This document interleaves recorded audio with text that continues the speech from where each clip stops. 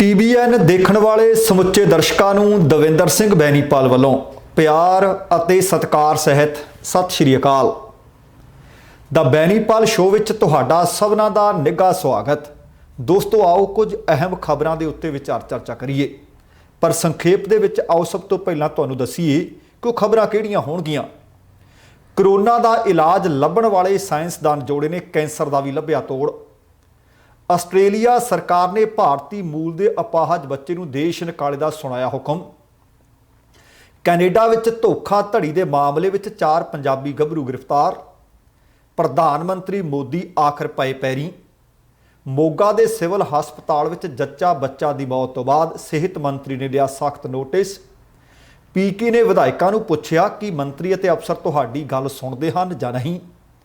ਪਟਿਆਲਾ ਵਿੱਚ ਟਾਵਰ ਤੇ ਚੜ੍ਹੇ ਇੱਕ ਬੇਰੁਜ਼ਗਾਰ ਅਧਿਆਪਕ ਦੀ ਸਿਹਤ ਵਿਗੜੀ। ਟਿਕਰੀ ਸਰਹੱਦ ਤੋਂ ਪਰਤੇ ਕਿਸਾਨ ਦੀ ਹੋਈ ਮੌਤ ਅਤੇ ਦਿੱਲੀ ਮੋਰਚੇ ਤੇ ਬਠਿੰਡਾ ਜ਼ਿਲ੍ਹੇ ਦੇ ਇੱਕ ਕਿਸਾਨ ਨੇ ਤੋੜਿਆ ਦਮ। ਦੋਸਤੋ, ਇਹ ਕੁਝ ਖਬਰਾਂ ਨੇ ਜਿਨ੍ਹਾਂ ਨੂੰ ਆਧਾਰ ਬਣਾਵਾਂਗੇ, ਜਿਨ੍ਹਾਂ ਦੇ ਉੱਤੇ ਤਸੱਲੀ ਦੇ ਨਾਲ ਵਿਸਥਾਰ ਦੇ ਨਾਲ ਅੱਜ ਦੇ ਪ੍ਰੋਗਰਾਮ ਦੌਰਾਨ ਗੱਲਬਾਤ ਕਰਾਂਗੇ। ਇਸ ਤੋਂ ਪਹਿਲਾਂ ਕਿ ਇਹਨਾਂ ਸਾਰੀਆਂ ਖਬਰਾਂ ਦੀ ਸਾਰ ਲਈਏ ਤੇ ਉਹਨਾਂ ਤੇ ਟਿੱਪਣੀਆਂ ਕਰੀਏ, ਤੁਹਾਨੂੰ ਸਭਨਾਂ ਨੂੰ ਬੇਨਤੀ ਹੈ ਕਿ ਜੇਕਰ ਹਾਲੇ ਤੱਕ ਤੁਸੀਂ ਆਪਣੇ ਇਸ ਚੈਨਲ ਨੂੰ ਸਬਸਕ੍ਰਾਈਬ ਨਹੀਂ ਕੀਤਾ ਤਾਂ ਕਿਰਪਾ ਕਰਕੇ ਸਬਸਕ੍ਰਾਈਬ ਕਰਕੇ ਨੋਟੀਫਿਕੇਸ਼ਨ ਵਾਲੀ ਘੰਟੀ ਜ਼ਰੂਰ ਨੱਪ ਲੈਣੀ। ਤੁਹਾਡੇ ਧੰਨਵਾਦੀ ਹੋਵਾਂਗੇ। ਤੇ ਆਓ ਸਭ ਤੋਂ ਵੱਡੀ ਖਬਰ ਅੱਜ ਦੀਆਂ ਦੁਨੀਆ ਦੀ ਆਖੀ ਜਾ ਸਕਦੀ ਹੈ। ਜਿਸ ਤਰ੍ਹਾਂ ਕੋਵਿਡ-19 ਇੱਕ ਨਵਾਂ ਵਾਇਰਸ ਆਇਆ, ਦੁਨੀਆ ਤਰਾਹ ਕਰ ਉੱਠੀ। ਉਸ ਦੇ ਇਲਾਜ ਦੇ ਵਿੱਚ ਦੁਨੀਆ ਭਰ ਦੀਆਂ ਸਰਕਾਰਾਂ ਤੇ ਸਾਇੰਸਦਾਨ ਜੁੜ ਗਏ ਸਨ। ਕਰੋਨਾ ਵਾਇਰਸ ਦਾ ਇਲਾਜ ਲੱਭਦੇ ਟੋਲਦੇ ਜਰਮਨੀ ਦੇ ਸਾਇੰਸਦਾਨ ਜੋੜੇ ਨੂੰ ਫਿਰ ਕੈਂਸਰ ਦਾ ਤੋੜ ਮਿਲ ਗਿਆ। ਬਾਇਓਐਨਟੈਕ ਦੇ CCO ਡਾਕਟਰ ਓਗਰ ਸਾਹਨ ਅਤੇ ਉਹਨਾਂ ਦੀ ਪਤਨੀ ਡਾਕਟਰ ਓਜ਼ਲੇਸ ਟੋਰੇਸੀ ਨੇ ਇੱਕ ਇਸ ਤਰ੍ਹਾਂ ਦਾ ਸਰੀਰ ਦੇ ਵਿੱਚ ਜਿਹੜੀ ਸਾਡੀ ਰੋਗਾਂ ਦੀ ਲੜਨ ਵਾਲੀ ਸਮਰੱਥਾ ਹੁੰਦੀ ਹੈ, ਉਸ ਤੰਤਰ ਨੂੰ ਸਰੀਰ ਵਿੱਚ ਪੈਦਾ ਹੋਏ ਟਿਊਮਰ ਦੇ ਨਾਲ ਮੁਕਾਬਲਾ ਕਰਨ ਦੀ ਸਮਰੱਥ ਬਣਾਉਣ ਦਾ ਤਰੀਕਾ ਲੱਭ ਲਿਆ। ਹੁਣ ਉਹ ਇਸ ਦੀ ਵੈਕਸੀਨ ਬਣਾਉਣ ਦੇ ਵਿੱਚ ਜੁਟ ਗਏ ਨੇ। ਇਸ ਸਾਇੰਸਦਾਨ ਜੋੜੇ ਦਾ ਕਹਿਣਾ ਹੈ ਕਿ ਜੇਕਰ ਸਭ ਕੁਝ ਠੀਕ ਠਾਕ ਰਿਹਾ ਤਾਂ ਆਉਣ ਵਾਲੇ 2 ਸਾਲਾਂ ਦੇ ਵਿੱਚ ਉਹ ਕੈਂਸਰ ਦਾ ਟੀਕਾ ਵੀ ਦੁਨੀਆ ਭਰ ਨੂੰ ਦੇ ਦੇਣਗੇ। ਉਹਨਾਂ ਦੇ ਮੂੰਹ ਵਿੱਚ ਘੀ ਸ਼ੱਕਰ। ਜੇਕਰ ਇਹ ਟੀਕਾ ਉਹ ਇਜਾਦ ਕਰ ਬੈਠੇ ਤਾਂ ਦੁਨੀਆ ਭਰ ਦੇ ਵਿੱਚ ਆ ਕੈਂਸਰ ਦੀ ਨਾਮੁਰਾਦ ਬਿਮਾਰੀ ਜਿਸ ਨੇ ਘਰਾਂ ਦੇ ਘਰ ਖਾਲੀ ਕਰਨੇ ਸ਼ੁਰੂ ਕਰ ਦਿੱਤੇ ਹੈ। ਪੰਜਾਬ ਦੇ ਵਿੱਚ ਇੱਕ ਬਹੁਤ ਵੱਡੀ ਰਿਪੋਰਟ ਬੀਤੇ ਦਿਨੀ ਆਈ ਸੀ। ਮੈਂ ਕੋਸ਼ਿਸ਼ ਕਰਨੀ ਹੈ ਕਿ ਕਿਸ ਤਰ੍ਹਾਂ ਆਪਾਂ ਉਹ ਸਾਂਝੀ ਜ਼ਰੂਰ ਕਰੀਏ ਕਿ 6000 ਕਰੋੜ ਰੁਪਈਆ ਬੀਤੇ ਕੁਝ ਵਰਿਆਂ ਦੇ ਵਿੱਚ ਪੰਜਾਬੀ ਲੋਕ ਆਪਣੇ ਇਲਾਜ ਤੇ ਖਰਚ ਚੁੱਕੇ ਹੈ। ਬਠਿੰਡੇ ਤੋਂ ਕੈਂਸਰ ਟ੍ਰੇਨ ਇੱਕ ਚੱਲਦੀ ਹੈ। ਬਹੁਤ ਸਾਰੇ ਘਰਾਂ ਪਰਿਵਾਰਾਂ ਤੱਕ ਕੈਂਸਰ ਨੇ ਆ ਕੇ ਘਾਤਕ ਹਮਲਾ ਕਰ ਦਿੱਤਾ ਹੈ। ਜੇਕਰ ਇਹ ਟੀਕਾ ਸੱਚੀ ਮੁੱਚੀ 2 ਵਰਿਆਂ ਦੇ ਵਿੱਚ ਈਜਾਦ ਹੋ ਗਿਆ ਤਾਂ ਇਸ ਨਾਮੁਰਾਦ ਬਿਮਾਰੀ ਤੋਂ ਲੋਕ ਖਹਿੜਾ ਛੁਡਾ ਸਕਣਗੇ। ਇਹ ਜੋੜਾ ਬੀਤੇ ਵਰੇ ਲੱਗਿਆ ਸੀ ਇਸ ਇਲਾਜ ਦੇ ਵਾਸਤੇ ਕਿ ਆਪਾਂ ਕਰੋਨਾ ਦੀ ਦਵਾਈ ਲੱਭੀਏ, ਪਰ ਉਹ ਕਹਿੰਦੇ 20 ਸਾਲ ਤੋਂ ਅਸੀਂ ਕੈਂਸਰ ਦੇ ਇਲਾਜ ਦੀ ਖੋਜ ਵਿੱਚ ਜੁਟੇ ਹੋਏ ਹਾਂ। ਡਾਕਟਰ ਟੋਰੇਸੀ ਨੇ ਦੱਸਿਆ ਕਿ ਬਾਇਓਐਨਟੈਕ ਦਾ ਕੋਵਿਡ-19 ਦਾ ਟੀਕਾ ਮੈਸੇਂਜਰ RNA mRNA ਉਹਦੀ ਮਦਦ ਦੇ ਨਾਲ ਸਰੀਰ ਦੇ ਵਿੱਚ ਪਹੁੰਚਦਾ ਤੇ ਸੰਦੇਸ਼ ਦਿੰਦਾ ਹੈ। ਇਸੇ ਤਰੀਕੇ ਨਾਲ ਕਹਿੰਦੇ ਅਸੀਂ ਜਿਹੜੇ ਸੈੱਲ ਨੇ ਉਹਨਾਂ ਤੇ ਬਿਠਾ ਕੇ ਭੇਜਿਆ ਕਰਾਂਗੇ ਤਾਂ ਕਿ ਜਿੱਥੇ ਜਾ ਕੇ ਬਿਮਾਰੀ ਹੈ ਉੱਥੇ ਜਾ ਕੇ ਉਹਦਾ ਹੱਲ ਲੱਭਣ। ਆਮ ਤੌਰ ਤੇ ਕੀ ਹੁੰਦਾ ਹੈ, ਜਦੋਂ ਕੋਈ ਵਿਅਕਤੀ ਬਿਮਾਰ ਹੁੰਦਾ ਹੈ ਉਹਨੂੰ ਰੇਡੀਏਸ਼ਨ ਦਿੱਤੀ ਜਾਂਦੀ ਹੈ, ਕੀਮੋਥੈਰੇਪੀ ਦਿੱਤੀ ਜਾਂਦੀ ਹੈ, ਜਿਸ ਦੇ ਨਾਲ ਉਹਦੇ ਸਰੀਰ ਦੇ ਕੁਝ ਚੰਗੇ ਸੈੱਲ ਵੀ ਸੜ ਜਾਂਦੇ ਨੇ, ਜਿਸ ਕਰਕੇ ਹਰ ਇੱਕ ਵਿਅਕਤੀ ਉਹ ਰੇਡੀਏਸ਼ਨ ਜਾਂ ਉਹ ਕੀਮੋਥੈਰੇਪੀ ਝੱਲ ਨਹੀਂ ਸਕਦਾ। ਪਰ ਜਿਹੜੀ ਆਹ ਵਿਧੀ ਹੈ, ਜੇਕਰ ਇਹਦੇ ਵਿੱਚ ਉਹ ਕਾਮਯਾਬ ਹੁੰਦੇ ਆ, ਉਹ ਉੱਥੇ ਜਾ ਕੇ ਉਸੇ ਥਾਂ ਤੇ ਉਸੇ ਸੈੱਲ ਦੇ ਉੱਤੇ ਆਪਣਾ ਕੰਮ ਕਰਨਾ ਸ਼ੁਰੂ ਕਰਿਆ ਕਰੇਗਾ ਅਤੇ ਐਂਟੀਬਾਡੀ ਸਰੀਰ ਦੇ ਵਿੱਚ ਬਣਿਆ ਕਰੇਗੀ, ਜਿਸ ਦੇ ਨਾਲ ਆਉਣ ਵਾਲੇ ਦਿਨਾਂ ਦੇ ਵਿੱਚ ਜਾਂ ਆਉਣ ਵਾਲੇ 2 ਸਾਲਾਂ ਦੇ ਅੰਦਰ ਉਮੀਦ ਕੀਤੀ ਜਾ ਰਹੀ ਹੈ ਕਿ ਇਸ ਕੈਂਸਰ ਵਰਗੀ ਨਾਮੁਰਾਦ ਬਿਮਾਰੀ ਨੂੰ ਖਤਮ ਕਰਨ ਦੇ ਵਾਸਤੇ ਆ ਜੇ ਟੀਕਾ ਬਣ ਗਿਆ ਤਾਂ ਦੁਨੀਆ ਦੀ ਇਹ ਵੱਡੀ ਖਬਰ ਆਖੀ ਜਾਏ ਕਿ ਉਹ ਕਹਿੰਦੇ ਹੁਣ ਅਸੀਂ ਜਲਦ ਇਸ ਦਾ ਕਲੀਨਿਕਲ ਪਰੀਖਣ ਸ਼ੁਰੂ ਕਰਨ ਵਾਲੇ ਹਾਂ। ਹੁਣ ਤੱਕ ਦੀ ਉਹ ਕਹਿੰਦੇ ਰਿਸਰਚ ਸਾਬਤ ਕਰਦੀ ਹੈ ਕਿ mRNA ਆਧਾਰਿਤ ਟੀਕੇ ਕੈਂਸਰ ਦੀ ਦਸਤਕ ਤੋਂ ਪਹਿਲਾਂ ਹੀ ਸਰੀਰ ਦੇ ਨਾਲ ਲੜਨ ਦੀ ਤਾਕਤ ਨੂੰ ਵਧਾ ਦਿਆ ਕਰਨਗੇ। ਭਾਵ ਫਿਰ ਕੈਂਸਰ ਦੇ ਮਰੀਜ਼ਾਂ ਨੂੰ ਕੀਮੋਥੈਰੇਪੀ ਅਤੇ ਰੇਡੀਓਥੈਰੇਪੀ ਨਾਲ ਹੋਣ ਵਾਲੇ ਨਾ ਸਹਿਣਯੋਗ ਦਰਦ ਤੋਂ ਛੁਟਕਾਰਾ ਮਿਲ ਜਾਏਗਾ। ਨਾ ਵਾਲ ਝੜਨਗੇ, ਨਾ ਇਹ ਹੋਵੇਗਾ ਕਿ ਭੁੱਖ ਨਹੀਂ ਲੱਗਦੀ, ਨਾ ਇਹ ਹੋਵੇਗਾ ਕਿ ਕੈਂਸਰ ਦੇ ਮਰੀਜ਼ ਦਾ ਭਾਰ ਘਟ ਗਿਆ। ਇਹ ਸਾਰੀਆਂ ਸਮੱਸਿਆਵਾਂ ਤੋਂ ਫਿਰ ਇਨਸਾਨ ਨੂੰ ਮੁਕਤੀ ਮਿਲ ਜਾਏਗੀ। ਕਰੋਨਾ ਦੀ ਵੈਕਸੀਨ ਬਣਾਉਣ ਦੇ ਵਿੱਚ ਸ਼ਾਮਲ ਐਕਸਪੋਰਟ ਦੇ ਸਾਇੰਸਦਾਨ ਵੀ ਰਹੇ ਨੇ ਪ੍ਰੋਫੈਸਰ ਸਾਰਾ ਗਿਲਬਰਟ ਅਤੇ ਪ੍ਰੋਫੈਸਰ ਏਡਰੀਅਨ ਹਿਲ। ਉਹ ਵੀ ਕੈਂਸਰ ਦੇ ਇਲਾਜ ਦੇ ਵਿੱਚ mRNA ਤਕਨੀਕ ਦੀ ਵਰਤੋਂ ਵਿੱਚ ਲੱਗੇ ਹੋਏ ਨੇ। ਉਹਨਾਂ ਗਰਮੀਆਂ ਦੇ ਵਿੱਚ ਫੇਫੜਿਆਂ ਦੇ ਕੈਂਸਰ ਤੋਂ ਪੀੜਤ ਮਰੀਜ਼ਾਂ ਤੇ mRNA ਆਧਾਰਿਤ ਟੀਕੇ ਦੇ ਪਰੀਖਣ ਦੀਆਂ ਤਿਆਰੀਆਂ ਸ਼ੁਰੂ ਕਰ ਦਿੱਤੀਆਂ ਨੇ। ਉਹਨਾਂ ਨੇ ਵੈਕਸੀਟੇਕ ਨਾਂ ਦੀ ਇੱਕ ਕੰਪਨੀ ਵੀ ਸਥਾਪਿਤ ਕਰ ਲਈ ਹੈ, ਜਿਹੜੀ ਪ੍ਰੋਸਟੇਟ ਕੈਂਸਰ ਦੇ ਇਲਾਜ ਵਿੱਚ ਕਾਰਗਰ ਵੈਕਸੀਨ ਤੋਂ ਪਹਿਲਾਂ ਹੀ ਕੰਮ ਕਰ ਰਹੀ ਹੈ ਅਤੇ ਸ਼ੁਰੂਆਤੀ ਅਜ਼ਮਾਇਸ਼ ਦੇ ਵਿੱਚ ਇਸ ਵੈਕਸੀਨ ਦੇ ਕਹਿੰਦੇ ਕਾਫੀ ਸਕਾਰਾਤਮਕ ਨਤੀਜੇ ਮਿਲ ਰਹੇ ਨੇ। ਕਹਿਣ ਦਾ ਭਾਵ ਦੁਨੀਆ ਦੇ ਕਈ ਵਿਗਿਆਨੀ ਨੇ ਜਿਹੜੇ ਇਸ ਗੱਲ ਦੀ ਹੁਣ ਹਾਮੀ ਭਰ ਰਹੇ ਨੇ ਕਿ ਆਉਣ ਵਾਲੇ 2 ਸਾਲਾਂ ਦੇ ਵਿੱਚ ਕੈਂਸਰ ਦਾ ਟੀਕਾ ਵੀ ਮਿਲ ਜਾਵੇਗਾ। ਅਗਲੀ ਖਬਰ ਉਹ ਆਸਟ੍ਰੇਲੀਆ ਵਾਲੇ ਪਾਸਿਓਂ ਹੈ।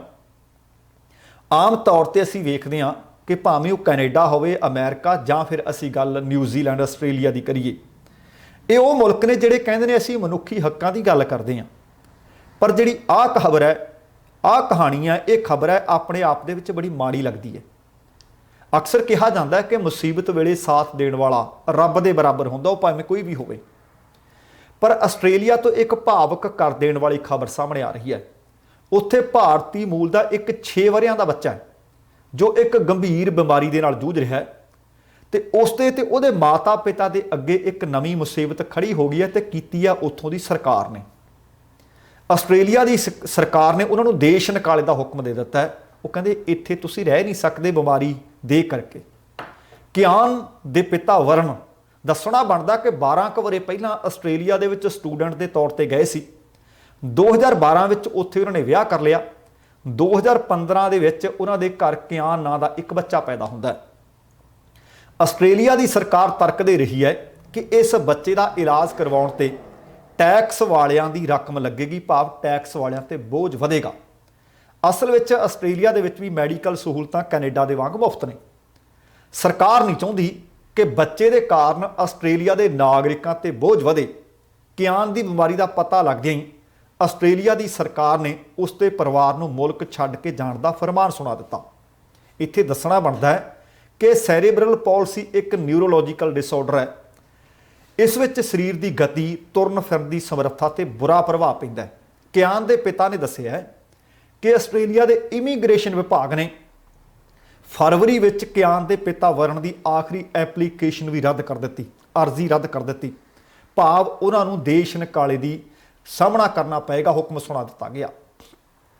ਵਰਨ ਦੱਸਦੇ ਨੇ ਕਿ ਕਿਆਨ ਜਨਮ ਦੇ ਵੇਲੇ ਤੋਂ ਹੀ ਇਸ ਬਿਮਾਰੀ ਦੇ ਨਾਲ ਗ੍ਰਸਤ ਹੈ। ਭਾਵੇਂ ਕੋ ਆਪਣੇ ਖਰਚੇ ਤੇ ਆਪਣੇ ਪੁੱਤਰ ਦਾ ਇਲਾਜ ਕਰਵਾਉਣ ਵਾਸਤੇ ਵੀ ਤਿਆਰ ਨਹੀਂ, ਪਰ ਆਸਟ੍ਰੇਲੀਆ ਸਰਕਾਰ ਇਹ ਗੱਲ ਮੰਨਣ ਵਾਸਤੇ ਤਿਆਰ ਨਹੀਂ। ਉਹ ਕਹਿੰਦੇ ਆਸਟ੍ਰੇਲੀਆ ਦੇ ਇਮੀਗ੍ਰੇਸ਼ਨ ਵਿਭਾਗ ਨੇ 2018 ਵਿੱਚ ਪਰਿਵਾਰ ਨੂੰ ਸਥਾਈ ਵੀਜ਼ਾ ਦੇਣ ਤੋਂ ਇਨਕਾਰ ਕਰ ਦਿੱਤਾ। ਵਿਭਾਗ ਨੇ ਤਰਕ ਇਹ ਦਿੱਤਾ ਕਿ ਜੇਕਰ ਉਹਨਾਂ ਨੂੰ ਪਰਮਾਨੈਂਟ ਵੀਜ਼ਾ ਦੇ ਦਿੱਤਾ ਤਾਂ ਕਿਆਨ ਦਾ ਇਲਾਜ ਆਸਟ੍ਰੇਲੀਆ ਦੇ ਟੈਕਸ ਪੇਅਰ ਦੇ ਡਾਲਰਸ ਦੇ ਨਾਲ ਹੋਏਗਾ, ਕਿਉਂਕਿ ਆਸਟ੍ਰੇਲੀਆ ਦੇ ਵਿੱਚ ਜਿਹੜੇ ਉੱਥੋਂ ਦੇ ਪੱਕੇ ਵਸਨੀਕ ਨੇ, ਨਾਗਰਿਕ ਨੇ, ਉਹਨਾਂ ਨੂੰ ਮੈਡੀਕਲ ਸਹੂਲਤ ਮੁਫਤ ਦਿੱਤੀ ਜਾਂਦੀ ਹੈ। ਹੁਣ ਤੁਸੀਂ ਦੇਖੋ ਕਿ ਟੈਕਸ ਤੋਂ ਹੋਣ ਵਾਲੀ ਆਮਦਨ ਦੇ ਵਿੱਚੋਂ ਉਹ ਇਲਾਜ ਕਰਦੇ ਆ। ਅਦਾਲਤ ਦੇ ਵਿੱਚ ਫਿਰ ਉਹਨਾਂ ਨੇ ਇੱਕ ਪਟੀਸ਼ਨ ਵੀ ਦਾਇਰ ਕਰ ਦਿੱਤੀ। ਅਪੀਲ ਵਿੱਚ ਵਰਨ ਮੈਲਬੌਰਨ ਵਿੱਚ ਦੱਸਦੇ ਆ ਕਿ ਮੈਂ ਨੌਕਰੀ ਕਰਦਾ। ਉਹਨਾਂ ਇਹ ਦੱਸਿਆ ਕਿ ਜਿਹੜਾ ਖਰਚਾ ਹੋਵੇਗਾ ਮੇਰੇ ਪੁੱਤ ਦੇ ਇਲਾਜ ਤੇ ਉਹ ਮੈਂ ਖੁਦ ਕਰਵਾ ਦਿਆਂਗਾ, ਪਰ ਇਮੀਗ੍ਰੇਸ਼ਨ ਵਿਭਾਗ ਨੇ ਉਹਨਾਂ ਨੂੰ ਅਗਲੇ 10 ਸਾਲ ਵਿੱਚ ਜਿਹੜਾ ਵੀ ਇਲਾਜ ਤੇ ਖਰਚ ਹੋਣਾ ਉਹ ਲਗਭਗ 6 ਕਰੋੜ ਰੁਪਏ ਬਣਦੇ ਆ। ਉਹ ਕਹਿੰਦੇ ਬਚਤ ਦਿਖਾਓ ਕਿ ਤੁਹਾਡੇ ਕੋਲ ਇੰਨੀ ਬਚਤ ਹੈ ਕਿ ਤੁਸੀਂ ਆਪਣੇ ਪੁੱਤ ਦਾ ਇਲਾਜ ਖੁਦ ਕਰਵਾ ਸਕੋ। ਫਿਰ ਵਰਨ ਦੇ ਸਾਹਮਣੇ ਸਭ ਤੋਂ ਵੱਡੀ ਮੁਸ਼ਕਲ ਇਹੋ ਹੀ ਸੀ ਕਿ ਇੰਨੀ ਵੱਡੀ ਰਕਮ ਉਹ ਦਿਖਾ ਨਹੀਂ ਸਕਿਆ। ਉਹ ਕਹਿੰਦੇ ਮੇਰੇ ਕੋਲ ਜਿੰਨੀ ਵੀ ਬਚਤ ਰਾਸ਼ੀ ਹੈ ਮੈਂ ਆਪਣੇ ਪੁੱਤ ਦੇ ਇਲਾਜ ਤੇ ਖਰਚ ਕਰ ਚੁੱਕੇ ਹਾਂ। ਇਹੀ ਨਹੀਂ, ਵਾਰ-ਵਾਰ ਵੀਜ਼ਾ ਜਦੋਂ ਮੇਰਾ ਰੱਦ ਹੁੰਦਾ ਹੈ, ਹਰ ਐਪਲੀਕੇਸ਼ਨ ਤੇ ਵੀ ਮੇਰੇ ਪੈਸੇ ਲੱਗਦੇ ਆ। ਹੁਣ ਤੱਕ ਲਗਭਗ 20 ਲੱਖ ਰੁਪਏ ਮੈਂ ਆਪਣੀਆਂ ਐਪਲੀਕੇਸ਼ਨਾਂ ਤੇ ਲਾ ਚੁੱਕੇ ਹਾਂ। ਉਹ ਕਿਤੇ ਕਿਤੋਂ ਕੋਈ ਆਸ ਨਹੀਂ ਦਿਸਦੀ। ਹੁਣ ਵਰਨ ਨੇ ਐਡਮਿਨਿਸਟ੍ਰੇਟਿਵ ਅਪੀਲ ਟ੍ਰਿਬਿਊਨਲ ਦੇ ਵਿੱਚ ਦਾਇਰ ਕਰ ਦਿੱਤੀ ਹੈ, ਜਦਕਿ ਕਿਆਨ ਦੀ ਅਪੀਲ ਫੈਡਰਲ ਅਦਾਲਤ ਦੇ ਵਿੱਚ ਸੁਣਵਾਈ ਅਧੀਨ ਹੈ, ਪੈਂਡਿੰਗ ਪਈ ਹੈ। ਹੁਣ ਵਰਨ ਨੂੰ ਡਰ ਵੱਢ-ਵੱਢ ਕੇ ਖਾ ਰਿਹਾ ਹੈ कि जेकर कियान ਅਤੇ ਉਸਦੇ ਪਰਿਵਾਰ ਨੂੰ ਆਸਟ੍ਰੇਲੀਆ ਛੱਡ ਕੇ ਜਾਣਾ ਹੀ ਪਿਆ ਤਾਂ ਬੱਚੇ ਦੀ ਜਿਹੜੀ ਇਹ ਅਪੰਗਤਾ ਹੋਰ ਵੱਧ ਸਕਦੀ ਹੈ, ਉਹਦੀ ਸਥਿਤੀ ਹੋਰ ਵਿਗੜ ਸਕਦੀ ਹੈ। ਵਰਨ ਨੇ 19 ਸਾਲ ਦੀ ਉਮਰ ਵਿੱਚ ਭਾਰਤ ਛੱਡ ਦਿੱਤਾ ਸੀ, ਭਾਵ ਉਹ ਸਟੂਡੈਂਟ ਵੀਜ਼ੇ ਤੇ ਚਲਾ ਗਿਆ ਸੀ ਆਸਟ੍ਰੇਲੀਆ। ਉਹ ਕਹਿੰਦਾ ਹੁਣ ਮੈਂ ਵਾਪਸ ਜੇਕਰ ਆਸਟ੍ਰੇਲੀਆ ਤੋਂ ਭਾਰਤ ਜਾਵਾਂਗਾ ਵੀ, ਮੈਨੂੰ ਤਾਂ ਹੁਣ ਇਹੀ ਨਹੀਂ ਪਤਾ ਕਿ ਉੱਥੇ ਮੈਂ ਕੰਮਕਾਰ ਕੀ ਕਰ ਸਕਦਾ, ਮੈਨੂੰ ਨੌਕਰੀ ਕਿਹੜੀ ਮਿਲੇਗੀ। ਉਹ ਆਸਟ੍ਰੇਲੀਆ ਸਰਕਾਰ ਨੂੰ ਫਿਰ ਤੋਂ ਅਪੀਲ ਕਰ ਰਿਹਾ ਹੈ ਕਿ ਮੇਰੀ ਵੀਜ਼ਾ ਅਰਜ਼ੀ ਦੀ ਜਾਂਚ ਇੱਕ ਵਾਰੀ ਫੇਲ ਕਰੋ। ਆਸਟ੍ਰੇਲੀਆ ਦੀ ਸਰਕਾਰ ਹੁਣ ਉਹਦੀ ਵੀਜ਼ਾ ਅਰਜ਼ੀ ਤੇ ਦੁਬਾਰਾ ਗੌਰ ਕਰਦੀ ਹੈ ਜਾਂ ਨਹੀਂ ਕਰਦੀ, ਪਰ ਇਹਦੇ ਤੋਂ ਬਾਅਦ ਜਦੋਂ ਉਹਦੀ ਵੀਜ਼ਾ ਅਰਜ਼ੀ ਰੱਦ ਕਰ ਦਿੱਤੀ ਗਈ ਹੈ, ਉਹਦੇ ਪੁੱਤ ਦੀ ਬਿਮਾਰੀ ਦੇ ਕਾਰਨ ਰੱਦ ਕਰ ਦਿੱਤੀ ਗਈ ਹੈ, ਤਾਂ ਫਿਰ ਲੋਕਾਂ ਦਾ ਵੀ ਗੁੱਸਾ ਭੜਕਿਆ। ਹਿਊਮਨ ਰਾਈਟਸ ਵਾਚ ਆਸਟ੍ਰੇਲੀਆ ਦੇ ਡਾਇਰੈਕਟਰ ਨੇ ਏਲਨ ਪੀਅਰਸਨ, ਉਹਨਾਂ ਨੇ ਵੀ ਟਵੀਟ ਦੇ ਉੱਤੇ ਇੱਕ ਰਿਪੋਰਟ ਸਾਂਝੀ ਕੀਤੀ ਅਤੇ ਆਖਿਆ ਕਿ ਬੜੀ ਦੁਖਦਾਈ ਹੈ, ਬੜੀ ਮੰਦਭਾਗੀ ਹੈ। ਉਹ ਕਹਿੰਦੇ ਜੇਕਰ ਆਸਟ੍ਰੇਲੀਆ ਦੇ ਵਿੱਚ ਜਨਮੇ ਕਿਆਨ ਦੀ ਅਯੋਗਤਾ ਨਾ ਹੁੰਦੀ ਤਾਂ ਸ਼ਾਇਦ ਹੁਣ ਤੱਕ ਉਹ ਇੱਕ ਆਸਟ੍ਰੇਲੀਆ ਦਾ ਪੱਕਾ ਵਸਨੀਕ ਬਣ ਚੁੱਕਿਆ ਹੁੰਦਾ। ਇਸ ਦੀ ਬਜਾਏ ਉਹ ਦੇਸ਼ ਨਿਕਾਲੇ ਦਾ ਸਾਹਮਣਾ ਕਰ ਰਿਹਾ ਹੈ। ਕਿਆਨ ਦਾ ਜਨਮ 32 ਹਫ਼ਤਿਆਂ ਵਿੱਚ ਹੀ ਸਮੇਂ ਤੋਂ ਪਹਿਲਾਂ ਸੈਰੇਬਰਲ ਪਾਲਿਸੀ ਦੇ ਨਾਲ ਹੋਇਆ ਸੀ।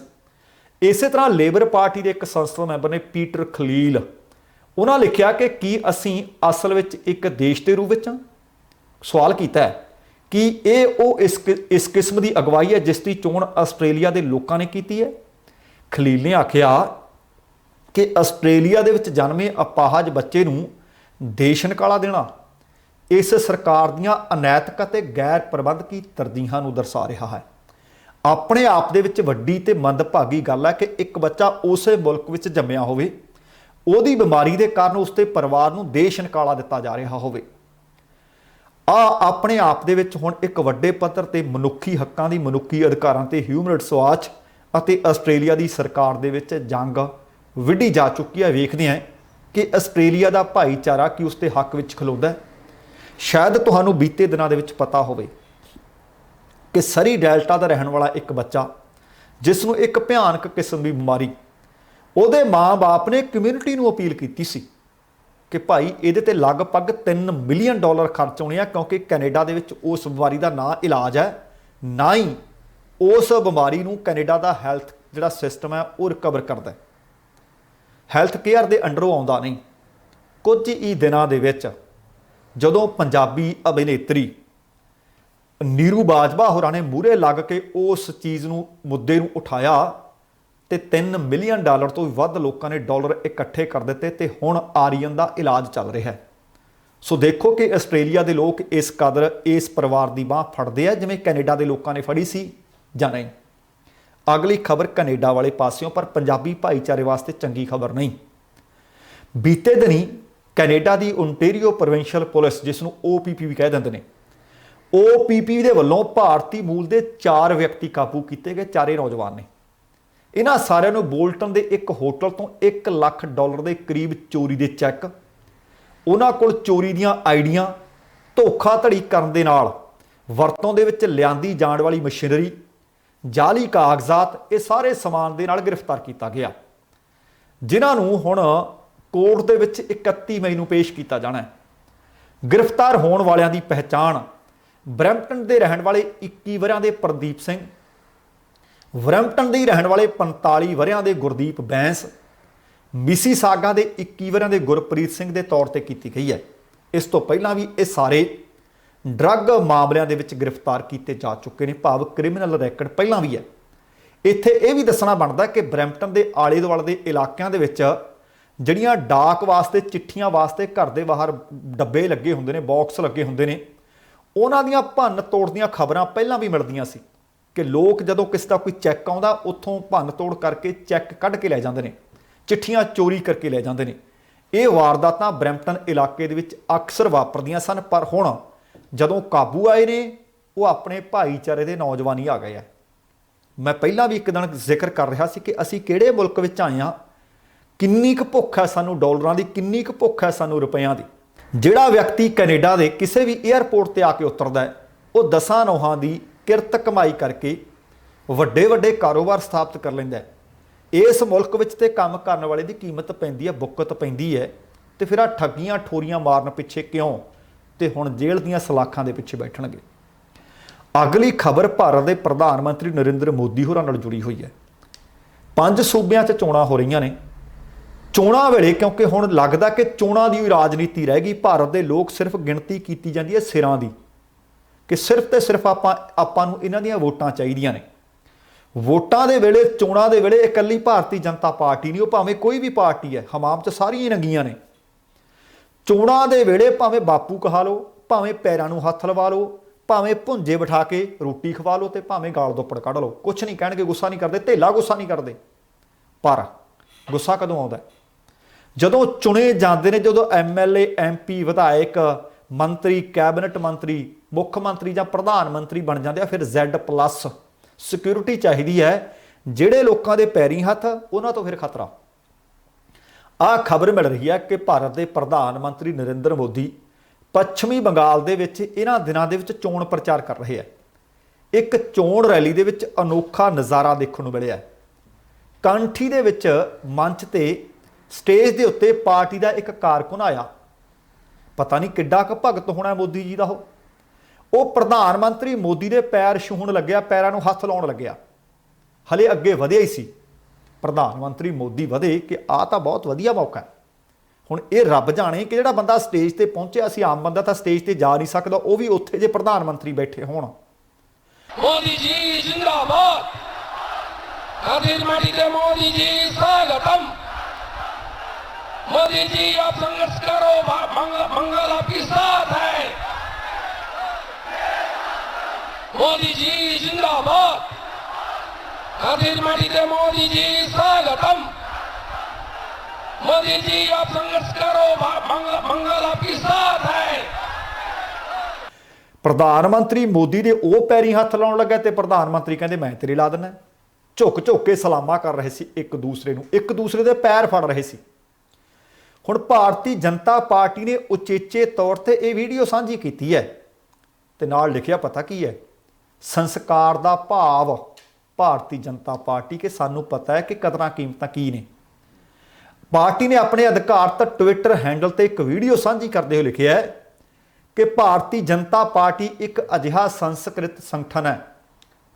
भारतीय जनता पार्टी एक अजिहा सांस्कृतिक संगठन है जिथे वर्करां विच एक दूसरे प्रति समान संस्कार का भाव रहिंदा है। हालांकि भाजपा ने यह वर्कर कौन है, इहदे बारे कोई खुलासा नहीं किया। पर प्रधानमंत्री मोदी एक लोक रैली नूं संबोधन करने वास्ते पहुंचे सी। स्टेज के उत्ते जिथे आ कुछ वापरिया, उत्थे मौजूद नेतावां दा ते जनता दा धन्नवाद भी कर रहे सी। फिर कुर्सी ते बैठ गए। इसे विचकार मोढे ते एक व्यक्ति ने हाथ जोड़ के आया ते इन्हां दे वल वधना शुरू कर दिता ते दूसरे पासे प्रधानमंत्री मोदी किसी नूं खड़े होकर नमस्कार कर रहे सन। जिवें ही वो फिर बैठते ने, एक वर्कर आया तो उन्होंने पैर छूहण लग्या ते फिर एक दूसरे नूं झुक झुक के सलामां हुंदियां नज़र आईयां, एक दूसरे दे पैर फड़दे नज़र आए। पर चोणां तो बाद दस्सिओ भी कित्थे कित्थे प्रधानमंत्री मोदी जी किसी दे पैरीं हत्थ लाउंदे आ। साडे वाला कैप्टन भी इदां ही है, हुण तां कहिंदा है कि मेरे वर्गा कोई नहीं। ये गल कोई चंगी कहे भावें कोई माड़ी कहे, आम आदमी पार्टी जदों की राजनीतिक खेत्र दे विच आई, उन्हें घट्टो घट्ट आ लोकां नूं इन्ना क दस दिता कि भाई लोकां दे बाण दे मंजे ते तां पैंद वाले पासे बैठ के चाह भी पीनी पै सकदी है, किस दे चुल्हे दे कोल बैठ के रोटी भी खानी पै सकदी है। पर पहलां इंज नहीं सी करदे। हुण ये अपने आप दे विच तुसीं कमेंट जरूर करके दस्सिओ कि सिर्फ लोकां दे कोलों वोटां लैण वास्ते ड्रामा है, जां तुसीं पहलां भी कदे प्रधानमंत्री मोदी जी की यह दयानतदारी देखी है। पर एक पासे किसान अंदोलन चल रहा, लगभग 350 किसान शहीद हो चुके हैं। दो शब्द उन्होंने वास्ते सरे नहीं, क्योंकि उन्होंने तो हाले वोटां नहीं चाहिए। पर बीते दिन ही राजेवाल साहब कहते सी कि असी वोट ते चोट की है, क्योंकि भारतीय जनता पार्टी कहती है कि सानू वोटां चाहिए ने। अज दी एक ताज़ा खबर सी, प्रधानमंत्री मोदी होरां ने संसद मैंबरां नूं आखिआ कि जिहड़े लोग कहते हैं कि आ कानून खेती वाले गलत ने, उन्होंने दसो कि जिथे जिथे चोणां होईयां ने 90% जित तां सानू रिसीव हुई है। शायद उन्होंने लगता है कि वोट जे साडे खाते विच आ रही है तो यदा मतलब जिहड़े असीं कानून बनाया वो चंगे आ। फिर स्वाद की गल तां है, जिथे जिथे चोणां हो रही ने ਉੱਥੇ ਬਾਕੀ ਮੁੱਦੇ ਇੱਕ ਪਾਸੇ ਰੱਖ ਕੇ ਆ ਕਾਨੂੰਨਾਂ ਨੂੰ ਸਾਹਮਣੇ ਰੱਖ ਕੇ ਕਾਨੂੰਨਾਂ ਦੇ ਨਾਂ ਤੇ ਵੋਟਾਂ ਮੰਗ ਕੇ ਦਿਖਾਉਣ, ਫਿਰ ਪਤਾ ਲੱਗ ਜੂ ਕਿ ਵਾਕਈ ਇਹ ਕਾਨੂੰਨ ਸਹੀ ਹੈ ਜਾਂ ਇਹ ਕਾਨੂੰਨ ਗਲਤ ਨੇ। ਅੱਜ ਜੇ ਭਾਰਤ ਦੇ ਵਿੱਚ ਤਾਂ ਕੱਲ੍ਹ ਕਹਿ ਸਕਦੇ ਹਾਂ, ਪੰਜਾਬ ਦੇ ਵਿੱਚ ਸਰਹੰਦ ਕੱਲ੍ਹ ਕਿਸਾਨ ਮਜ਼ਦੂਰ ਏਕਤਾ ਰੈਲੀ ਹੋਈ ਹੈ 24 ਤਰੀਕ ਨੂੰ।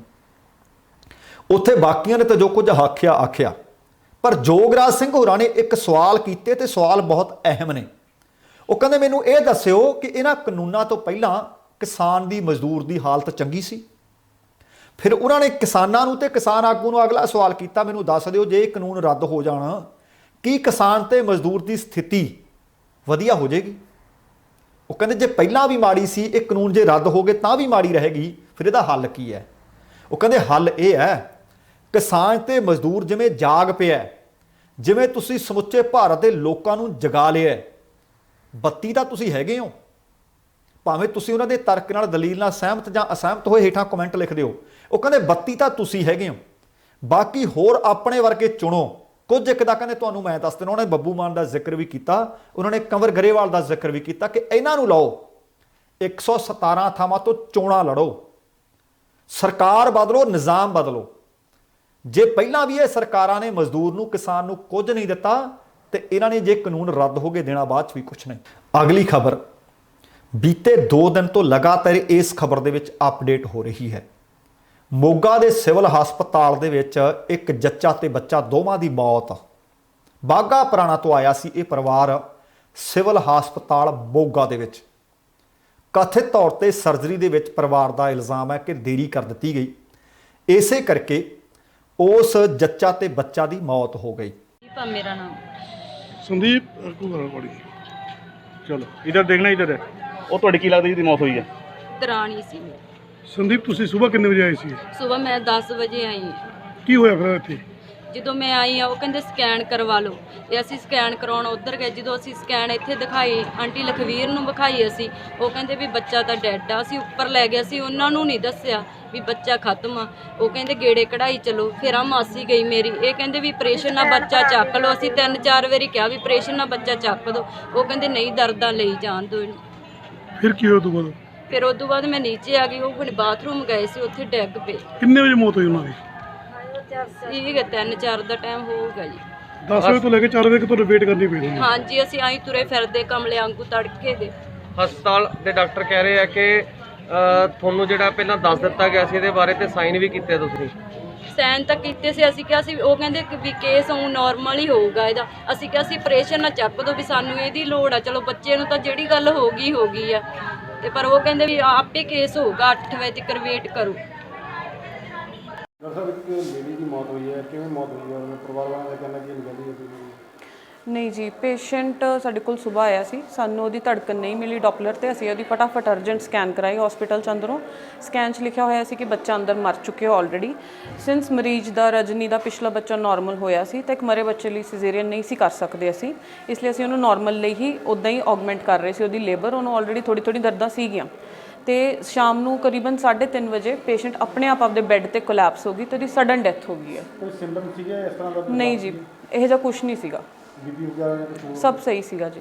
ਲਾਸਟ ਟਾਈਮ ਕਦੋਂ ਬੀਪੀ ਚੈੱਕ ਕਰਵਾਇਆ ਸੀ? 3-3:15 ਦੇ ਵਿੱਚ ਪੇਸ਼ੈਂਟ ਲੇਬਰ ਰੂਮ ਚ ਆ ਕੇ ਬੀਪੀ ਚੈੱਕ ਕਰਵਾ ਕੇ ਗਈ ਆ ਆਪਦਾ। ਉਦੋਂ ਕੋਈ ਕੰਪਲਿਕੇਸ਼ਨ ਸੀ? ਨਹੀਂ। ਕੀ ਕਾਰਨ ਕੀ ਹੋ ਸਕਦਾ ਹੈ? ਦੇਖੋ ਐਗਜ਼ੈਕਟ ਕਾਰਨ ਤਾਂ ਫਿਰ ਪੋਸਟਮਾਰਟਮ ਤੇ ਹੀ ਪਤਾ ਚੱਲਦਾ ਹੈ, ਇਦਾਂ ਨਹੀਂ ਤੁਸੀਂ ਕੁਝ ਦੱਸ ਸਕਦੇ। ਡੈਥ ਕਿੰਨੇ ਵਜੇ ਹੋ ਗਈ ਜੀ? ਕਰੀਬਨ 3:30।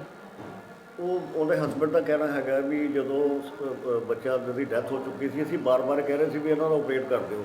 ਨਹੀਂ, ਉਹਦੇ 'ਚ ਆਪਾਂ ਮੈਡੀਕਲੀ ਦੇ ਹਿਸਾਬ ਨਾਲ ਦੀ ਗੱਲ ਕੀਤੀ, ਹਾਂਜੀ, ਆਪਰੇਟ ਕਰ ਇੱਕ ਸਕਦੇ ਹਾਂ? ਨਹੀਂ, ਇੱਕ ਮਰੇ ਬੱਚੇ ਤੇ ਤੁਸੀਂ ਆਪਰੇਸ਼ਨ ਨਹੀਂ ਜਸਟੀਫਾਈ ਕਰ ਸਕਦੇ ਜਦ ਉਹਨੇ ਪਿਛਲਾ ਬੱਚਾ ਆਲਰੇਡੀ ਨਾਰਮਲ ਪੈਦਾ ਕੀਤਾ ਹੋਇਆ। ਜੇ ਮਾਂ ਦੀ ਜਾਨ ਨੂੰ ਕਿਸੇ ਹੋਰ ਤਰੀਕੇ ਦੀ ਕੋਈ ਕੰਪਲਿਕੇਸ਼ਨ ਜਾਂ ਕੋਈ ਐਸੋਸੀਏਟਡ ਰਿਸਕ ਫੈਕਟਰ ਹੁੰਦਾ ਫਿਰ ਅਸੀਂ ਕਰ ਸਕਦੇ ਸੀ, ਬਟ ਉਹ ਵੈਸੇ ਬਿਲਕੁਲ ਸਟੇਬਲ ਸੀਗੀ। ਜਿਵੇਂ ਤੁਸੀਂ ਕਹਿ ਰਹੇ ਕਿ ਉਹਦਾ ਬੀਪੀ ਵਗੈਰਾ ਬਿਲਕੁਲ ਨਾਰਮਲ ਸੀਗਾ, ਇਹਨੂੰ ਹੋਰ ਵੀ ਕੋਈ ਸਿੰਪਟਮ ਹੋ ਸਕਦਾ ਹੈ? ਉਹ ਤਾਂ ਹੁਣ ਪੋਸਟਮਾਰਟਮ ਤੇ ਹੀ ਪਤਾ ਚੱਲਦਾ। ਇਹਦਾ ਨੋਟ ਸਖਤ ਲੈ ਲਿਆ ਪੰਜਾਬ ਦੇ ਸਿਹਤ ਮੰਤਰੀ ਬਲਵੀਰ ਸਿੰਘ ਸਿੱਧੂ ਨੇ। ਉਹਨਾਂ ਨੇ ਇਸ ਮਾਮਲੇ ਸੰਬੰਧੀ ਮੋਗਾ ਦੀ ਸਿਵਲ ਸਰਜਨ ਅਮਰਪ੍ਰੀਤ ਕੌਰ ਬਾਜਵਾ ਨੂੰ 2 ਦਿਨ ਦੇ ਵਿੱਚ ਰਿਪੋਰਟ ਪੇਸ਼ ਕਰਨ ਦੇ ਹੁਕਮ ਦੇ ਦਿੱਤੇ ਹੈ। ਇੱਕ ਪ੍ਰੈਸ ਬਿਆਨ ਦੇ ਰਾਹੀਂ ਇਸ ਸੰਬੰਧੀ ਹੋਰ ਜਾਣਕਾਰੀ ਦਿੰਦਿਆਂ ਸਿਹਤ ਮੰਤਰੀ ਸਿੱਧੂ ਨੇ ਕਿਹਾ ਹੈ ਕਿ ਉਹਨਾਂ ਸਾਰੇ ਸਿਵਲ ਸਰਜਨਾਂ ਨੂੰ ਹਦਾਇਤ ਜਾਰੀ ਕਰ ਦਿੱਤੀ ਹੈ ਕਿ ਜੱਚਾ ਬੱਚਾ ਦੀਆਂ ਸਿਹਤ ਸੰਭਾਲ ਦੇ ਪ੍ਰਤੀ ਸੇਵਾਵਾਂ ਦੇ ਵਿੱਚ ਕਿਸੇ ਵੀ ਤਰ੍ਹਾਂ ਦੀ ਲਾਪਰਵਾਹੀ ਬਰਦਾਸ਼ਤ ਨਹੀਂ ਕੀਤੀ ਜਾਏਗੀ। ਉਹਨਾਂ ਭਰੋਸਾ ਦਿੱਤਾ ਕਿ ਜੇਕਰ ਰਿਪੋਰਟ ਦੇ ਆਧਾਰ ਤੇ ਕਿਸੇ ਵੀ ਕਰਮਚਾਰੀ ਦੀ ਡਿਊਟੀ ਦੌਰਾਨ ਕੁਤਾਹੀ ਪਾਈ ਗਈ ਤਾਂ ਉਹਦੇ ਵਿਰੁੱਧ ਸਖਤ ਤੋਂ ਸਖਤ ਕਾਰਵਾਈ ਕੀਤੀ ਜਾਏਗੀ। ਬਲਵੀਰ ਸਿੱਧੂ ਨੇ ਪਰਿਵਾਰ ਭਲਾਈ ਵਿਭਾਗ ਦੇ ਡਾਇਰੈਕਟਰ ਡਾਕਟਰ ਆਦੇਸ਼ ਕੰਗ ਨੂੰ MCH ਦੇ ਵਿੱਚ ਮਿਆਰੀ ਸਿਹਤ ਸੇਵਾਵਾਂ ਨੂੰ ਯਕੀਨੀ ਬਣਾਉਣ ਅਤੇ ਸਰਕਾਰੀ ਹਸਪਤਾਲਾਂ ਦੀ ਅਚਨਚੇਤ ਚੈਕਿੰਗ ਸੰਬੰਧੀ ਵੀ ਨਿਰਦੇਸ਼ ਜਾਰੀ ਕਰ ਦਿੱਤੇ ਹੈ। ਉਹਨਾਂ ਕਿਹਾ ਕਿ ਪੰਜਾਬ ਸਰਕਾਰ ਨੇ ਰਾਜ ਵਿੱਚ ਜੱਚਾ ਬੱਚਾ ਮੌਤ ਅਨੁਪਾਤ ਨੂੰ ਘਟਾਉਣ ਦਾ ਟੀਚਾ ਮਿਥਿਆ ਹੋਇਆ ਹੈ ਅਤੇ ਸਰਕਾਰ ਗਰਭਵਤੀ ਔਰਤਾਂ ਤੇ ਨਵਜਾਤ ਨੂੰ ਭਾਵ ਨਵੇਂ ਜੰਮੇ ਬੱਚਿਆਂ ਦੀ ਜ਼ਿੰਦਗੀ ਸੁਰੱਖਿਅਤ ਕਰਨ ਲਈ ਵਚਨਬੱਧ ਹੈ। ਹੁਣ ਇਹ ਘਟਨਾ ਕੀ ਵਾਪਰੀ ਹੈ? ਘਟਨਾ ਇਹ ਹੈ ਕਿ ਬਾਘਾ ਪੁਰਾਣਾ ਤੋਂ ਇੱਕ ਪਰਿਵਾਰ ਮੋਗਾ ਦੇ ਸਿਵਲ ਹਸਪਤਾਲ ਦੇ ਵਿੱਚ ਆਉਂਦਾ ਹੈ। ਸਕੈਨਿੰਗ ਕਰਨ ਤੋਂ ਬਾਅਦ ਹਸਪਤਾਲ ਵਾਲੇ ਦੱਸਦੇ ਆ ਕਿ ਬੱਚੇ ਦੀ ਮੌਤ ਹੋ ਚੁੱਕੀ ਸੀ। ਪਰਿਵਾਰ ਨੂੰ ਹਸਪਤਾਲ ਵਾਲੇ ਕਹਿੰਦੇ ਆ ਕਿ ਇਹਦੀ ਜਿਹੜੇ ਪਹਿਲੇ ਬੱਚੇ ਦੀ ਡਿਲੀਵਰੀ ਸੀ ਨਾਰਮਲ ਡਿਲੀਵਰੀ ਸੀ, ਇਸ ਕਰਕੇ ਜੰਮਣ ਪੀੜਾਂ ਸ਼ੁਰੂ ਹੋ ਚੁੱਕੀਆਂ ਨੇ। ਇਹ ਬੱਚਾ ਭਾਵੇਂ ਮਰ ਚੁੱਕਾ, ਧੜਕਣ ਉਹਦੀ ਹੈ ਨਹੀਂ ਤੇ ਇਹਦੀ ਨਾਰਮਲ ਡਿਲੀਵਰੀ ਹੋਏਗੀ। ਪਰਿਵਾਰ ਵਾਲੇ ਕਹਿੰਦੇ ਕਿ ਇਹਦਾ ਸਰਜਰੀਅਨ ਕਰ ਦਿਓ, ਸਰਜਰੀ ਕਰਕੇ ਬੱਚਾ ਭਾਵੇਂ ਨਹੀਂ ਬਚਿਆ ਪਰ ਇਸ ਔਰਤ ਦੀ ਜ਼ਿੰਦਗੀ ਬਚਾ ਲਓ। ਹਸਪਤਾਲ ਵਾਲੇ ਤਰਕ ਦੇ ਰਹੇ ਨੇ ਕਿ ਨਹੀਂ, ਇਸ ਤਰ੍ਹਾਂ ਨਹੀਂ ਸੀ ਕੀਤਾ ਜਾ ਸਕਦਾ। ਪਰ ਅਚਨਚੇਤ ਉਸ ਔਰਤ ਨੂੰ ਅਟੈਕ ਹੁੰਦਾ ਹੈ ਜਾਂ ਜ਼ਹਿਰ ਫੈਲਦੀ ਹੈ, ਇਹ ਤਾਂ ਪੋਸਟਮਾਰਟਮ ਰਿਪੋਰਟ ਦੱਸੇਗੀ। ਪਰ 3:30 ਵਜੇ ਬੀਤੇ 2 ਦਿਨ ਪਹਿਲਾਂ ਉਸ ਔਰਤ ਦੀ ਵੀ ਮੌਤ ਹੋ ਜਾਂਦੀ ਹੈ। ਪਰਿਵਾਰ ਦਾ ਇਲਜ਼ਾਮ ਹੈ ਕਿ ਉਸ ਔਰਤ ਦੀ ਸਹੀ ਤਰੀਕੇ ਨਾਲ ਦੇਖਭਾਲ ਕੀਤੀ ਨਹੀਂ ਗਈ ਤੇ ਸਮੇਂ ਤੇ ਆਪਰੇਸ਼ਨ ਕਰਕੇ ਆਪਰੇਟ ਕਰਕੇ ਬੱਚਾ ਬਾਹਰ ਮਰਿਆ ਹੋਇਆ ਕੱਢਿਆ ਨਹੀਂ ਗਿਆ।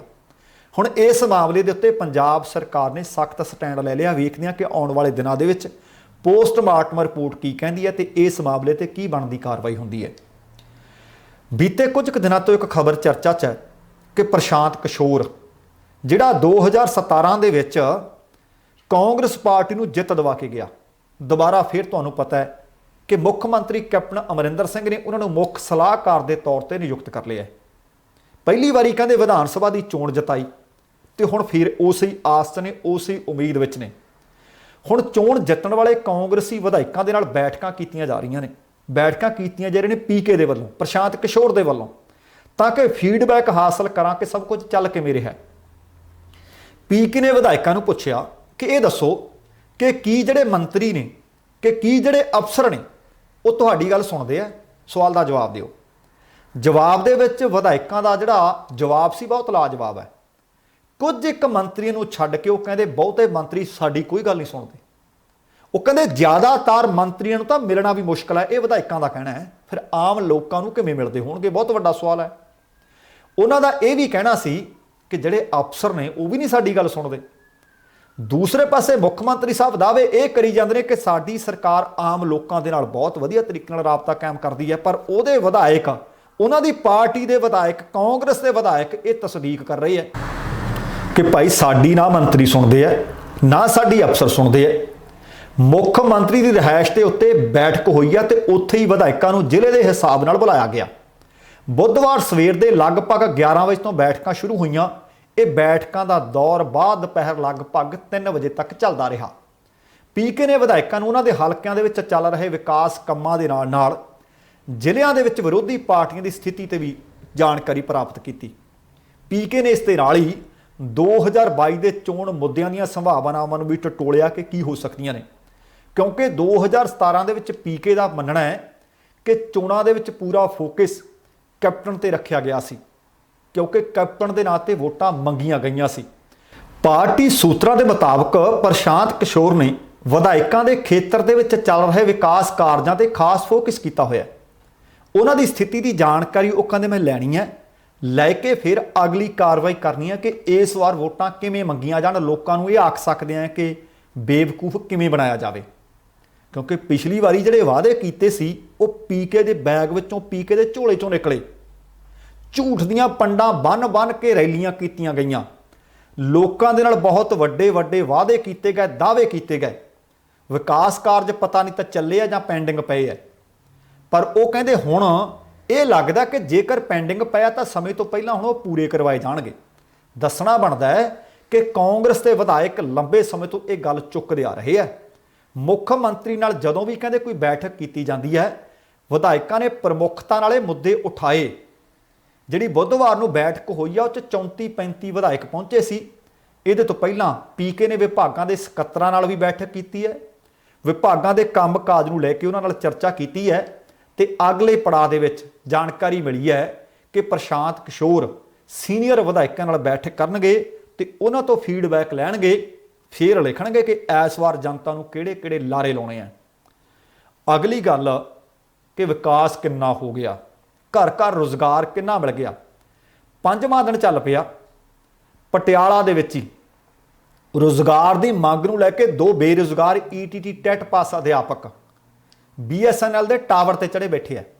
ਅਧਿਆਪਕਾਂ ਵਿੱਚ ਇੱਕ ਹਰਜੀਤ ਸਿੰਘ ਮਾਨਸਾ ਹੈ ਅਤੇ ਦੂਸਰਾ ਸੁਰਿੰਦਰਪਾਲ ਗੁਰਦਾਸਪੁਰ ਤੋਂ ਹੈ। 4 ਦਿਨ ਬੀਤ ਚੁੱਕੇ ਨੇ, ਭੁੱਖੇ ਨੇ, ਪਿਆਸੇ ਨੇ, ਪਰ ਲਗਾਤਾਰ ਟਾਵਰ ਤੇ ਡਟੇ ਹੋਏ ਨੇ। ਲਗਾਤਾਰ ਬੀਤੇ 2 ਦਿਨਾਂ ਤੋਂ ਰੋਕ ਕੇ ਬਰਸਾਤ ਹੁੰਦੀ ਰਹੀ ਹੈ, ਤੇਜ਼ ਹਵਾਵਾਂ ਵਗਦੀਆਂ ਰਹੀਆਂ ਨੇ। ਜਾਣਕਾਰੀ ਮਿਲ ਰਹੀ ਹੈ ਕਿ ਹਰਜੀਤ ਸਿੰਘ ਮਾਨਸਾ ਨੂੰ ਬੁੱਧਵਾਰ ਦੀ ਸਵੇਰੀ ਤੇਜ਼ ਬੁਖਾਰ ਹੋ ਗਿਆ, ਠੰਡ ਲੱਗਣ ਲੱਗ ਪਈ। ਹਰਜੀਤ ਦੀ ਸਿਹਤ ਲਗਾਤਾਰ ਵਿਗੜ ਰਹੀ ਹੈ।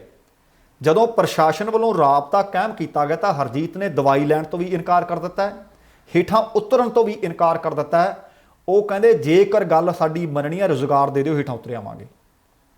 ਇਸ ਮੌਕੇ ਹਰਜੀਤ ਸਿੰਘ ਮਾਨਸਾ ਤੇ ਸੁਰਿੰਦਰਪਾਲ ਗੁਰਦਾਸਪੁਰ ਨੇ ਕਿਹਾ ਕਿ ਜਦੋਂ ਤੱਕ ਉਹਨਾਂ ਦੀਆਂ ਹੱਕੀ ਮੰਗਾਂ ਮੰਨ ਨਹੀਂ ਲਈਆਂ ਜਾਂਦੀਆਂ ਉਦੋਂ ਤੱਕ ਉਹ ਟਾਵਰ ਤੋਂ ਹੇਠਾਂ ਨਹੀਂ ਉਤਰਨਗੇ। ਉਹਨਾਂ ਕਿਹਾ ਕਿ ਜੇਕਰ ਟਾਵਰ ਤੇ ਬੈਠਣ ਦੌਰਾਨ ਉਹਨਾਂ ਦਾ ਕਿਸੇ ਵੀ ਤਰ੍ਹਾਂ ਦਾ ਨੁਕਸਾਨ ਹੋਇਆ ਤਾਂ ਇਹਦਾ ਜ਼ਿੰਮੇਵਾਰ ਪੰਜਾਬ ਸਰਕਾਰ ਤੇ ਜ਼ਿਲ੍ਹਾ ਪ੍ਰਸ਼ਾਸਨ ਹੋਵੇਗਾ। ਕੱਲ ਉਹਨਾਂ ਨੇ ਦੱਸਿਆ ਸੀ ਕਿ ਸਾਡੇ ਨਾਲ ਹਾਲੇ ਤੱਕ ਕੋਈ ਵਿਅਕਤੀ, ਕੋਈ ਅਫਸਰ, ਕੋਈ ਪ੍ਰਸ਼ਾਸਨ ਗੱਲਬਾਤ ਕਰਨ ਵਾਸਤੇ ਨਹੀਂ ਪਹੁੰਚਿਆ ਤੇ ਅੱਜ 5ਵੇਂ ਦਿਨ ਦੇ ਵਿੱਚ ਪੁੱਜ ਗਏ ਨੇ। ਬੁਖਾਰ ਤੇਜ਼ ਚੜ੍ਹ ਚੁੱਕਿਆ ਹੈ, ਠੰਡ ਉਹਨਾਂ ਨੂੰ ਲੱਗ ਰਹੀ ਹੈ, ਪਰ ਹਾਲੇ ਵੀ ਉਹ ਕਹਿੰਦੇ ਜਿੰਨੀ ਦੇਰ ਤੱਕ ਮੰਗਾਂ ਨਹੀਂ ਮੰਨਦੇ ਅਸੀਂ ਨਹੀਂ ਆਉਣਾ। ਅਗਲੀ ਖਬਰ ਕਿਸਾਨੀ ਅੰਦੋਲਨ ਦੇ ਨਾਲ ਜੁੜੀ ਖਬਰ ਹੈ। ਟਿਕਰੀ ਵਾਲੇ ਪਾਸਿਓਂ ਖਬਰ ਮਿਲੀ ਹੈ ਕਿ ਟਿਕਰੀ ਸਰਹੱਦ ਤੋਂ ਆਏ ਸਨ ਪਿੰਡ ਅਤਰ ਸਿੰਘ ਵਾਲਾ ਦੇ ਕਿਸਾਨ, ਜਿਨ੍ਹਾਂ ਦਾ ਨਾਮ ਸੀ ਪਾਲ ਸਿੰਘ। ਪਿੰਡ ਆ ਕੇ ਉਹਨਾਂ ਦੀ ਮੌਤ ਹੋ ਗਈ ਹੈ। ਪਿੰਡ ਦੇ ਲੋਕਾਂ ਨੇ ਦੱਸਿਆ ਕਿ ਪਾਲ ਸਿੰਘ ਲਗਾਤਾਰ ਧਰਨਿਆਂ ਤੇ ਡਟੇ ਹੋਏ ਸੀ। ਬੀਤੇ ਦਿਨੀ ਦਿੱਲੀ ਧਰਨੇ ਤੋਂ ਵਾਪਸ ਪਰਤੇ ਸੀ। ਮੰਗਲਵਾਰ ਦੀ ਰਾਤ ਉਹ ਬਿਮਾਰ ਹੋਏ ਹੈ। ਉਹਨਾਂ ਨੂੰ ਸਰਕਾਰੀ ਹਸਪਤਾਲ ਧਨੌਲਾ ਦੇ ਵਿੱਚ ਲਿਜਾਇਆ ਗਿਆ, ਜਿੱਥੇ ਉਹਨਾਂ ਦੀ ਮੌਤ ਹੋ ਗਈ। ਪਿੰਡ ਦੇ ਮੋਹਤਬਰ ਵਿਅਕਤੀਆਂ ਨੇ ਦੱਸਿਆ ਕਿ ਪਾਲ ਸਿੰਘ ਦੇ ਪੁੱਤਰ ਦੀ 2.25 ਸਾਲ ਪਹਿਲਾਂ ਇੱਕ ਸੜਕ ਹਾਦਸੇ ਵਿੱਚ ਮੌਤ ਹੋ ਗਈ ਸੀ। ਘਰ ਦੇ ਵਿੱਚ ਸਿਰਫ ਵਿਧਵਾ ਨੂੰ ਇੱਕ ਪੋਤਰਾ ਕਰੀਬ 5 ਸਾਲ ਦਾ, ਪੋਤਰੀ ਕਰੀਬਨ 3 ਸਾਲ ਦੀ ਹੈ। ਉਹਨਾਂ ਦਾ ਪਾਲਣ ਪੋਸ਼ਣ ਪਾਲ ਸਿੰਘ ਕਰ ਰਹੇ ਸਨ। ਪਾਲ ਸਿੰਘ ਦਾ ਪਿੰਡ ਅਤਰ ਸਿੰਘ ਵਾਲਾ ਦੇ ਵਿੱਚ ਸੰਸਕਾਰ ਕਰ ਦਿੱਤਾ ਗਿਆ। ਇਸ ਮੌਕੇ ਤੇ ਕਿਸਾਨ ਆਗੂ ਵੀ ਅਤੇ ਸਮੁੱਚੇ ਪਿੰਡ ਵਾਸੀਆਂ ਨੇ ਪਾਲ ਸਿੰਘ ਨੂੰ ਦਿੱਲੀ ਕਿਸਾਨ ਮੋਰਚੇ ਦਾ ਸ਼ਹੀਦ ਕਰਾਰ ਦਿੱਤਾ ਹੈ ਅਤੇ ਪੰਜਾਬ ਸਰਕਾਰ ਤੋਂ ਮੰਗ ਕੀਤੀ ਹੈ ਕਿ ਮ੍ਰਿਤਕ ਪਰਿਵਾਰ ਨੂੰ ਘੱਟੋ-ਘੱਟ 10 ਲੱਖ ਰੁਪਏ ਦੀ ਮਾਲੀ ਸਹਾਇਤਾ ਦਿੱਤੀ ਜਾਵੇ ਅਤੇ ਉਹਨਾਂ ਦੇ ਸਿਰ ਚੜ੍ਹਿਆ ਕਰਜ਼ ਮੁਆਫ ਕਰ ਦਿੱਤਾ ਜਾਵੇ, ਕਿਉਂਕਿ ਘਰ ਦੇ ਵਿੱਚ ਕਮਾਊ ਜੀ ਕੋਈ ਨਹੀਂ ਰਿਹਾ। ਇੱਕ 3 ਸਾਲਾਂ ਦਾ, ਇੱਕ 5 ਸਾਲਾਂ ਦਾ ਪੋਤਰਾ ਪੋਤਰੀ ਅਤੇ ਜਵਾਨ ਘਰ ਦੇ ਵਿੱਚ ਨੂੰਹ ਰਹਿ ਗਈ ਹੈ। ਘਰ ਦੇ ਵਿੱਚ ਹੋਰ ਕੋਈ ਨਹੀਂ। ਇਸੇ ਤਰ੍ਹਾਂ ਦੀ ਅਗਲੀ ਖਬਰ ਵੀ ਬੜੀ ਮਾੜੀ ਖਬਰ ਹੈ। ਦਿੱਲੀ ਮੋਰਚੇ ਤੋਂ ਖਬਰ ਇਹ ਮਿਲੀ ਹੈ, ਟਿਕਰੀ ਸਰਹੱਦ ਤੇ ਜ਼ਿਲ੍ਹਾ ਬਠਿੰਡਾ ਦੇ ਪਿੰਡ ਕੋਟ ਬਖਤੂ ਦਾ ਕਿਸਾਨ ਦਾ ਨਾਮ ਹੈ ਭੋਲਾ ਸਿੰਘ। ਉਮਰ ਲਗਭਗ 70 ਕੁ ਵਰ੍ਹੇ ਦੱਸੀ ਜਾ ਰਹੀ ਹੈ, ਉਹਨਾਂ ਦੀ ਮੌਤ ਹੋਈ ਹੈ। ਟਿਕਰੀ ਮੋਰਚੇ ਤੋਂ ਭਾਰਤੀ ਕਿਸਾਨ ਯੂਨੀਅਨ ਏਕਤਾ ਉਗਰਾਹਾਂ ਦੇ ਆਗੂ ਮੋਠੂ ਸਿੰਘ ਕੋਟੜਾ ਅਤੇ ਜਗਦੇਵ ਸਿੰਘ ਜੋਗੇਵਾਲਾ ਨੇ ਦੱਸਿਆ ਕਿ ਭੋਲਾ ਸਿੰਘ 5 ਦਿਨ ਪਹਿਲਾਂ ਦਿੱਲੀ ਮੋਰਚੇ ਵਿੱਚ ਪਹੁੰਚੇ। ਸਵੇਰ ਦੇ 10 ਕੁ ਵਜੇ ਉਹਨਾਂ ਨੂੰ ਕਹਿੰਦੇ ਘਬਰਾਹਟ ਮਹਿਸੂਸ ਹੋਈ। ਕਿਸਾਨ ਉਹਨਾਂ ਨੂੰ ਲੈ ਕੇ ਹਸਪਤਾਲ ਪਹੁੰਚੇ ਤਾਂ ਉੱਥੇ ਉਹਨਾਂ ਦੀ ਮੌਤ ਹੋ ਗਈ। ਭੋਲਾ ਸਿੰਘ ਦੇ ਇੱਕ ਬੇਟਾ ਤੇ ਇੱਕ ਬੇਟੀ ਨੇ ਵਿਆਹੇ ਹੋਏ ਹੈ। ਉਸ ਤੇ ਪਰਿਵਾਰ ਸਿਰ ਸੁਸਾਇਟੀ, ਆੜਤੀਏ ਅਤੇ ਬੈਂਕ ਦਾ ਕੁੱਲ ਮਿਲਾ ਕੇ 12 ਲੱਖ ਰੁਪਏ ਦਾ ਕਰਜ਼ਾ ਹੈ। ਪਰਿਵਾਰ ਕੋਲ ਸਿਰਫ 2 ਏਕੜ ਜ਼ਮੀਨ ਹੈ, ਪਰ ਆਹ ਪਤਾ ਨਹੀਂ ਕਰਜ਼ ਮਾਫ ਕਿਉਂ ਨਹੀਂ ਹੋਇਆ। ਕੈਪਟਨ ਸਾਹਿਬ ਕਹਿੰਦੇ ਨੇ ਕਿ 2 ਏਕੜ ਤੋਂ ਘੱਟ ਜਿਨ੍ਹਾਂ ਕੋਲ ਕਰਜ਼ ਸੀ ਅਸੀਂ ਮੁਆਫ ਕਰ ਦਿੱਤਾ ਹੈ। ਇਸ ਪਰਿਵਾਰ ਸਿਰ ਦੇ ਕੋਲ ਵੀ ਸਿਰਫ ਤੇ ਸਿਰਫ 2 ਏਕੜ ਜ਼ਮੀਨ ਹੈ। ਜ਼ਿਲ੍ਹਾ ਪ੍ਰਧਾਨ ਨੇ ਸ਼ਿੰਗਾਰਾ ਸਿੰਘ ਮਾਨ, ਉਹਨਾਂ ਨੇ ਸਰਕਾਰ ਤੋਂ ਮੰਗ ਕੀਤੀ ਹੈ ਕਿ ਪਰਿਵਾਰ ਨੂੰ 10 ਲੱਖ ਰੁਪਏ ਦਾ ਤੁਰੰਤ ਮੁਆਵਜ਼ਾ ਦਿੱਤਾ ਜਾਵੇ, ਇੱਕ ਜੀ ਨੂੰ ਸਰਕਾਰੀ ਨੌਕਰੀ ਦਿੱਤੀ ਜਾਵੇ, ਪਰਿਵਾਰ ਸਿਰ ਚੜ੍ਹਿਆ ਸਾਰਾ ਕਰਜ਼ ਮੁਆਫ ਕੀਤਾ ਜਾਵੇ। ਦੋਸਤੋ, ਇਹ ਅੱਜ ਦੇ ਪ੍ਰੋਗਰਾਮ ਦੀਆਂ ਕੁਝ ਖਬਰਾਂ ਸਨ। ਉਮੀਦ ਹੈ ਕਿ ਤੁਹਾਨੂੰ ਪੁਖਤਾ ਲੱਗੀਆਂ ਹੋਣਗੀਆਂ। ਜੇਕਰ ਚੰਗੀਆਂ ਲੱਗੀਆਂ ਨੇ ਲਾਈਕ ਵੀ ਕਰ ਦਿਓ ਤੇ ਕਿਸੇ ਖਬਰ ਦੇ ਉੱਤੇ ਕੋਈ ਕਮੈਂਟ ਬਣਦਾ ਕਮੈਂਟ ਜ਼ਰੂਰ ਕਮੈਂਟ ਬਾਕਸ ਦੇ ਵਿੱਚ ਕਰਿਓ, ਤੁਹਾਡੇ ਧੰਨਵਾਦੀ ਹੋਵਾਂਗੇ। ਤੇ ਜੇਕਰ ਹਾਲੇ ਤੱਕ ਤੁਸੀਂ ਆਪਣੇ ਇਸ ਚੈਨਲ ਨੂੰ ਸਬਸਕ੍ਰਾਈਬ ਨਹੀਂ ਕੀਤਾ ਤਾਂ ਕਿਰਪਾ ਕਰਕੇ ਸਬਸਕ੍ਰਾਈਬ ਕਰਕੇ ਨੋਟੀਫਿਕੇਸ਼ਨ ਵਾਲੀ ਘੰਟੀ ਜ਼ਰੂਰ ਔਨ ਕਰ ਲੈਣੀ, ਤੁਹਾਡੇ ਧੰਨਵਾਦੀ ਹੋਵਾਂਗੇ। ਹੁਣ ਸਮੇਂ ਦੀ ਸਮਾਪਤੀ ਹੈ। ਜਾਣ ਤੋਂ ਪਹਿਲਾਂ ਕਹਾਂਗਾ, ਜ਼ਿੰਦਗੀ ਜਿੰਦਾਦਿਲੀ ਦਾ ਨਾਮ ਹੈ। ਦਵਿੰਦਰ ਸਿੰਘ ਬੈਨੀਪਾਲ ਨੂੰ ਆਗਿਆ ਦਿਓ। ਸਤਿ ਸ਼੍ਰੀ ਅਕਾਲ ਤੇ ਰੱਬ ਰਾਖਾ।